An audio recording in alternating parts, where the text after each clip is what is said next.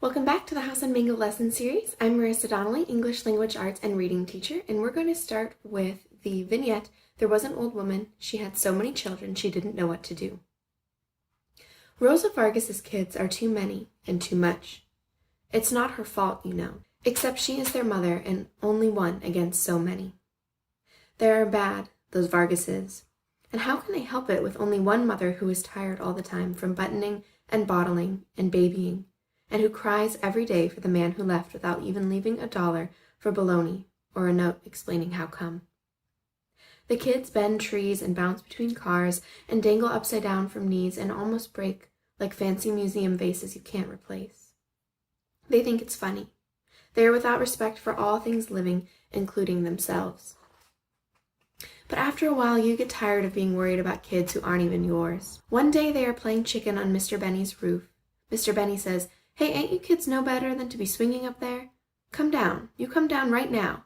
And they just spit. See, that's what I mean. No wonder everybody gave up.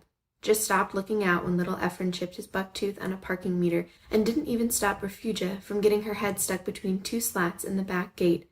And nobody looked up, not once, the day Angel Vargas learned to fly and dropped from the sky like a sugar donut, just like a falling star, and exploded down to earth without even an O. All right, let's take a minute to analyze this vignette. It's short, but there's a lot of pain going on, right? A lot of the descriptions are a little bit heavy. We're learning about these children that are living on Mango Street. And again, we're getting elements of culture here and a little bit more of that poverty mindset. We have a family of a lot of kids and really no respect for authority, no boundaries. We could perhaps draw similarities between this vignette and Louis and his cousin, where we have children who kind of are pushing against the law and not really having any order or respect for authority.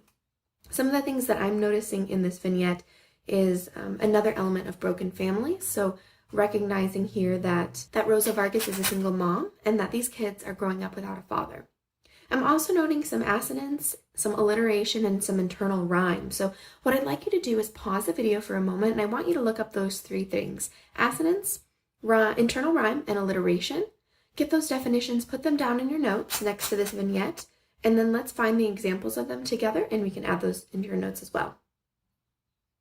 Okay, so assonance is the repetition of beginning initial sounds, and especially around vowel sounds. So I'm noting assonance with trees, knees, vases. We have a lot of this ES and this E sound that are repeated, especially in the third paragraph of the vignette.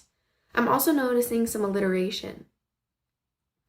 And that is the repetition of the beginning sounds, which can be consonants. It's more of the beginning letters, beginning sounds. So buttoning, bottling, babying, bologna. So if you're noticing those, write them down. If you have a book that is yours to annotate in, write it down directly in the text, just like I did here. I think it's helpful to give you a reminder of those things as you're actively reading. Another thing that I'm noticing in this vignette is the very last description of Angel Vargas, dropped from the sky like a sugar donut, just like a falling star. So these two descriptions are similes. We are comparing sugar donut and falling star to the boy. And so these leave us with powerful imagery of just how short and how fleeting Angel Vargas's moment on earth was, and how, because of the way these children had no respect for authority, unfortunately, when he exploded down to earth like a star, it kind of left with a legacy, but no one was there to really be there to support him. So I think this vignette really speaks a lot to the broken families and to the poverty that exists on House on Mango Street, and it also really speaks to these children of broken families who have no authority and no respect for authority, and thus no respect from authority either. So this is a very heavy vignette, but one that gives us a picture into the life that Esperanza could have. It seems that in contrast, she has more of a stable home, but she is also living in a place where she's surrounded by people like this, who have broken families and who come from different positions and different places in the world. So again, speaking back to that coming of age, Esperanza is trying to find herself amidst these other homes and these other families and trying to figure out where she fits. The next vignette we're going to take a look at is Alicia Who Sees Mice. "Close your eyes and they'll go away," her father says, "or you're just imagining. And anyway, a woman's place is sleeping so she can wake up early with the tortilla star, the one that appears just in time to rise and catch the hind legs hide behind the sink, beneath the four-clawed tub, under the swollen floorboards nobody fixes, in the corner of your eyes. Alicia, whose mama died, is sorry there is no one older to rise and make the lunchbox tortillas. Alicia, who inherited her mama's rolling pin and sleepiness, is young and smart and studies for the first time at the university.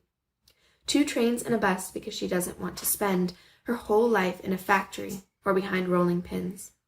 Is a good girl, my friend, studies all night and sees the mice, the ones her father says do not exist. Is afraid of nothing except 4-legged fur and fathers.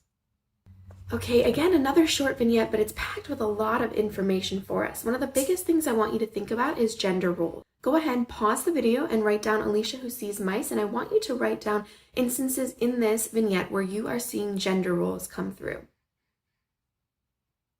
Okay, now that you've unpaused the video, let's talk about gender roles. So we see in that it's a second sentence in the first paragraph, and it says, a woman's place is sleeping so she can wake up early with the tortilla star. So what this means is that Alicia's father, because the mother has died, is asking her to step into this role as the woman of the house and saying this is her place. She can sleep so she can wake up early and make the lunches. In the second paragraph, it says, Alicia, who inherited her mama's rolling pin and sleepiness. So she, again, is taking on that mother role. Her gender role, her place in this family is to be the caregiver, is to be the nurturer, is to be the one who stays at home and cooks. And it seems like Alicia is pushing back against that. She is smart, studies for the first time in the university, takes 2 trains and a bus, so she is kind of pushing back against this social norm that she is facing. And Esperanza, as our narrator, is recognizing that. She's saying, she's a good girl, my friend, studies all night and sees the mice. So the mice, almost in a sense, are symbolizing her understanding of her place in her family. Her father does not see them. Her father pushes back and says, no, you're making excuses. This is what you need to do. But in fact, Alicia says she does wake up early and sees them. And so the fact that her father does not believe her kind of creates this boundary between the men in the house and the women in the house. And Alicia is pushing back against her gender norms and wants to go to school. She wants to have a better life. So Esperanza, as she's witnessing this, is again finding her place at coming of age. She's finding her place and realizing that perhaps she wants to push back against her own culture as well. Just like she said, I don't want to inherit my great-grandmother's place by the window. Alicia doesn't want to inherit the life behind the rolling pin. So a lot of powerful things here. Hopefully you can add them to your notes, and that can deepen your understanding of gender roles that we are seeing within this culture and within these houses on Mango Street. All right, the last vignette we're going to look at is Darius and the Clouds. You can never have too much sky. You can fall asleep and wake up drunk on sky, and sky can keep you safe when you are sad. Here there is too much sadness and not enough sky. Butterflies are too few, and so are flowers and most things that are beautiful. Still, we take what we get and we make the best of it. Darius, who doesn't like school, who is sometimes stupid and mostly a fool, said something wise today, although most days he says nothing. Darius, who chases girls with firecrackers or a stick that touched a rat and thinks he's tough, today pointed up because the world was full of clouds, the kind like pillows. You see all that cloud? That fat one there? Darius said, see that? Where? The one next to the one that looked like popcorn. That one, there, see that? That's God, Darius said. God? Somebody little asked. God, he said, and made it simple. All right, let's pause the video. I want you to look in particular for some of the literary devices of alliteration, simile, and I also want you to look for some instances of culture and attitude. Pause the video, and then when you unpause, we can have a discussion. Okay, now that you've unpaused the video, let's talk about first alliteration. I'm seeing it a lot in that first beginning paragraph of this vignette. You can never have too much sky. You can fall asleep drunk on sky, and sky can keep you safe when you are sad. Here there is too much sadness, not enough sky. So we see that repetition of that S sound. Also a little bit of assonance when we see the fall asleep. Even though that S sound is in the beginning of the word, it isn't the first letter, so that we have mixes of assonance and alliteration here. When it comes to culture and attitude, in the first paragraph or two of Darius and the Clouds, we see this kind of attitude and perception about the place that they live. So Esperanza is saying, here there is too much sadness and not enough sky. So we see her perspective of living in this poverty, living on Mango Street. There's a lot of sadness and heaviness. And as she's kind of contrasting that with Darius's perspective, we get a little bit more of this positive attitude. Darius, who doesn't like school, who's sometimes stupid, mostly a fool, said something wise today. So we are getting his character. So again, if you haven't already, add Darius to your character map. He says something wise, so he said something out of the norm, and it kind of challenges Esperanza's perspective. As opposed to him just kind of getting through his days, chasing girls, being silly, he says something profound that shapes the attitude that Esperanza then has towards her culture and her place. He says, look, that cloud is God. And if this cloud is symbolizing God in a very simple way, this is a simile comparing a cloud to God, we see a little bit of a shift in this culture and perspective.